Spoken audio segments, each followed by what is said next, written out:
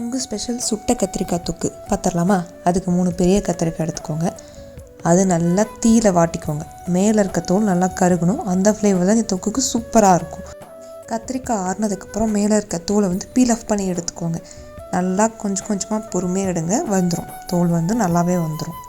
தோல் உரிச்ச கத்திரிக்காய் நல்லா பிணைஞ்சு விட்டுக்கோங்க. 1-2 பிணைஞ்சா போதும். இந்தமாதிரி கையாலே பிணைஞ்சு எடுத்துக்கோங்க. நெக்ஸ்ட்டு தாளிக்கிறதுக்கு 2 டீஸ்பூன் எண்ணெய், கடுகு, ஜீரகம், வரமிளகா, பூண்டு, சின்ன வெங்காயம் 1 கைப்பிடி, கருவேப்பிலை இதெல்லாம் போட்டு நல்லா தாளித்து விட்டுக்கோங்க. தாளித்ததுக்கப்புறம் நம்ம பிணைஞ்ச கத்திரிக்காய் இதில் ஆட் பண்ணிவிட்டு மஞ்சத்தூள், உப்பு, சின்ன துண்டு புளி இதெல்லாம் போட்டு நல்லா மிக்ஸ் பண்ணிவிட்டு நம்ம தேவையான அளவு தண்ணி ஊற்றிக்கணும். ஊற்றிட்டு நல்லா மிக்ஸ் பண்ணி விட்ருங்க.